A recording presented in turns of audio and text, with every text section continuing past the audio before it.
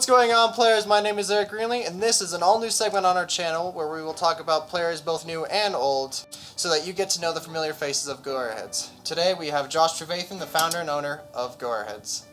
Hey. Thanks. What's up?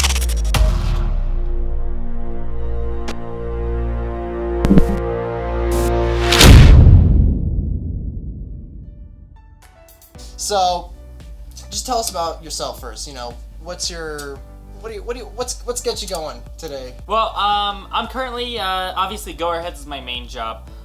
In general, though, I'm not only here pretty much 24/7, I'm also a student going to Denver Seminary, so I keep busy with that.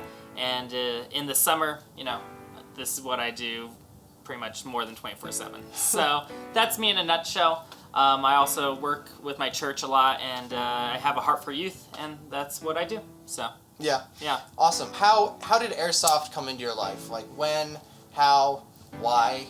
So I'm 23 right now. However, I really started getting into it when I was about 14. I had an old friend of mine, his name is Matt, who showed me his first airsoft gun. I was just amazed at how realistic it was and how we could shoot it anywhere. So I really got into it, and me and Matt would have like battles in our backyards. Like we'd just flip over like patio furniture and stuff. But eventually my parents got a little ticked because windows started breaking and lights were getting randomly shot out. So they kind of kicked me out of the backyard. At that point, though, I realized that my grandfather had a farm, and I came out here and invited Matt and a few of our friends out, and we really just had the time of our lives coming out here. Slowly, I told everyone to start inviting their friends, and slowly it became less of like just friends coming out, more of just random people that I had never met before. So at that point, you know, I was maybe about 15 or so, and I realized I needed some sort of money to be able to afford my sport. So I was charging like $3 a person back then, just enough to buy BBs and, you know, green gas and stuff like that. At that point, it slowly kind of progressed. My mom suggested that I quit my job at Safeway and kind of just focus on it full time. I thought that was silly, but I was like, you know what, I'm gonna do it before I go off to college, and that's probably the best decision I ever made. Yeah. Now this is my full-time job. I've been doing it technically almost 10 years now. Next year will be a decade, and I just absolutely love it. So that's kind of what got me here. Absolutely. Eric. When did you decide to really like up the ante of your field and make it really official? Like have the store? Right. I'd say there were multiple like kind of big moments where I was like took it up a step, took it up a notch. The first one was when obviously I quit Safeway to focus on this full time. So that was a big moment there.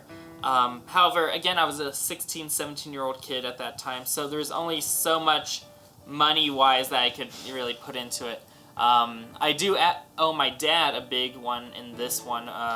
You know, if you're not familiar, my dad, David, works here all the time, and he's a great guy. And he retired from Quest at the time and had a decent amount in his retirement fund, and I actually got a loan for about $50,000 from him. That was an exponential amount, especially when I was like 19. But I put it pretty much all into the shop here, and just was like, you know what, I'm gonna take this risk. I'm gonna throw it into the shop and into the field. You know, that's when we got a bunch of our shipping containers out there. And yeah, that was a huge step for me where I pretty much, you know, committed. I was taking my dad's retirement fund and I was using it for this. I've since repaid him that. Yeah. Thanks, Dad. For sure.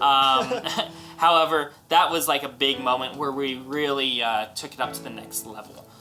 We're doing the store and doing a bunch of things now. I'm currently now looking forward to buying the property for my grandfather, and so gonna be getting a much bigger loan for that here very soon. But I'm very hopeful about the situation, and I think it'll work out great. So that'll be our next step in the future. What do you think sets apart Colorado Airsoft from California Airsoft or East Coast Airsoft? I think Airsoft in Colorado has a unique position because we're almost an island, even though we're in landlocked Colorado. If you look around the states, you know, Kansas, Wyoming, New Mexico, Utah, there's not a whole lot of airsoft happening here. But in Colorado, there's actually several places that, you know, are popping up left and right. And obviously, we've been here for a while. And that gives us unique perspective, being in the middle of all this, but not necessarily being attached to any specific place. I think specifically we're able to cherry pick what we like, what we don't like, and make a unique blend. You know, if you look on the scale of airsoft, going from like, you know, complete mil-sim, you know, hardcore tactical operator, to, you know, speed softing, you know, minimal gear, stuff like that. I think Colorado finds a unique middle ground from, and you can find all kinds of fields that cater to maybe one side or the other a little bit more. And that's something that I like. In Colorado, you can find pretty much whatever you would like. And when you jump in, you don't have to be like, well, if you don't speed soft, if you're not, you know, ultra sleek and ultra, you know, run and gun, then get out of here. Or if you're not, you know, don't have the exact BDUs that they wore back in Vietnam, then you can get out here. We're in the middle there, and I think that's something that's really great, especially for new players that are jumping into it. They can really get into it, see all the different types of airsoft out there, and kind of choose what they want. What do you hope gets more popular in airsoft? Whether it's a piece of gear, a gun, a playstyle? Yeah. I think as for guns, I can see, and it's a slow trend that's moving this way, but I think I really like, you know, guns having MOSFETs in them. I think that's something that's really great. It's not a huge thing that needs to be incorporated. Like, it's not, you know, it doesn't take a lot of time, but I think the benefits of it are really something that the world of airsoft needs to move towards, and has been moving towards. I know a lot of Elite Forces stuff that they're coming out with, and the new stuff already has MOSFETs built in. On a second thing, something else that just popped into my mind, I love the idea of split gearbox designs as well. You know, I know ICS makes quite a few, but there's a lot of different companies out there, like Echo One, and you'll see in my review later, also has a split gearbox design, and those are really neat. So you just brought up the split gearbox idea and how you own one. Let's start going over your gear and what you play with. All right.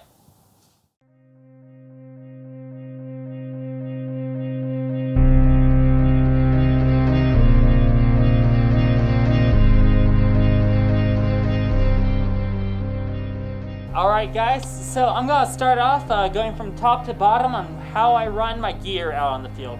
This is my field gear. I also have a mil-sim setup. I decided to show you this for today. We'll start off with what you probably noticed first, and that's my face protection and everything here. I run primarily some sort of hat. This is just any you know, foot-fitted ball cap you can find. But specifically, I run a Beardo off of it. This Beardo I use not only for face protection, but also keeps me warm and gives me that operator loadout that everyone looks for. So, you know, if I've shaved that day, gotta keep this so that way I keep my rep high on the field. Also, you know, the visor's great, but if it's not sunny like it is today, I can throw it backwards and, again, still have that unique loadout there. Then I have a pair of safety glasses. It depends what I'm running or where I'm at on the field, but just, you know, eye protection is always important. Going down, I have a proper jacket here. This has a lot of pockets, you know, sideways pockets, everything like that. Has a magnetic pocket in here for any like documents I might need to carry.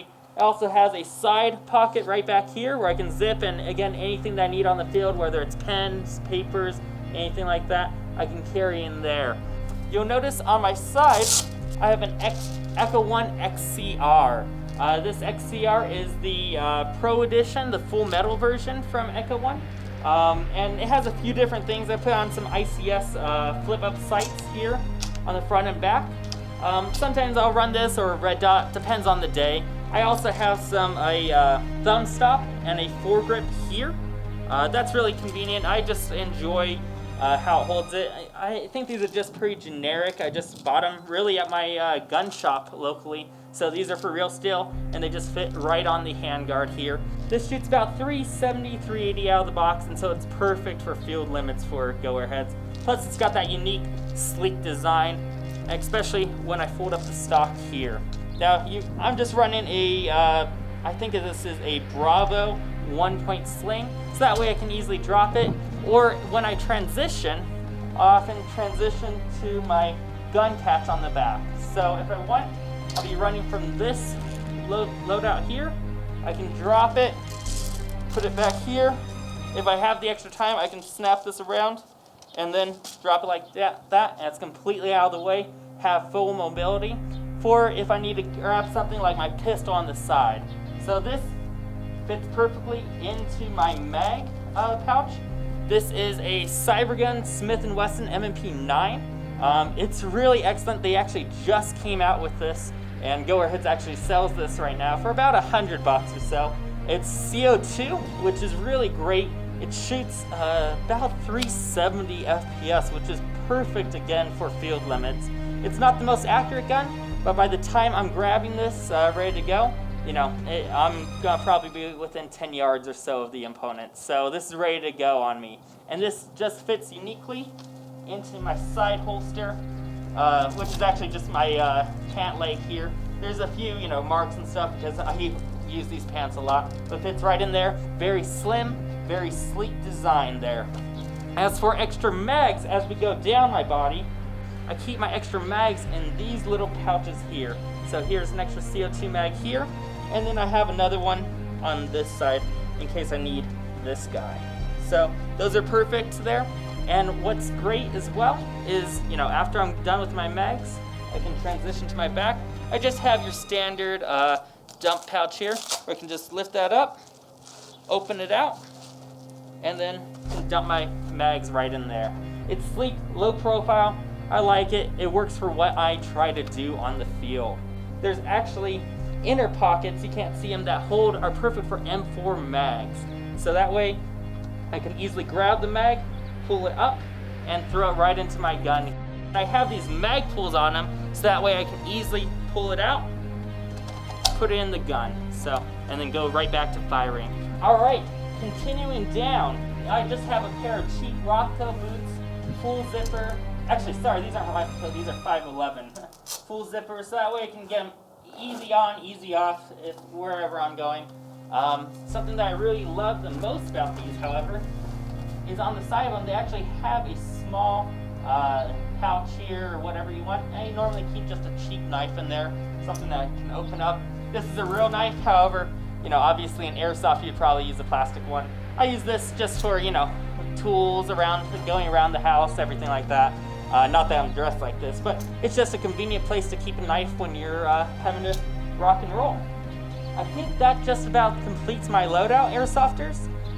Thank you for joining us, and appreciate your time. See you out on the field. Hey guys, thank you so much for watching our first installment of Player Spotlight. If you want to be featured on this series, let us know in the comment section and we'll reach out to you. My name is Eric Greenlee. I'm Josh Trevathan. Thank you so much for watching.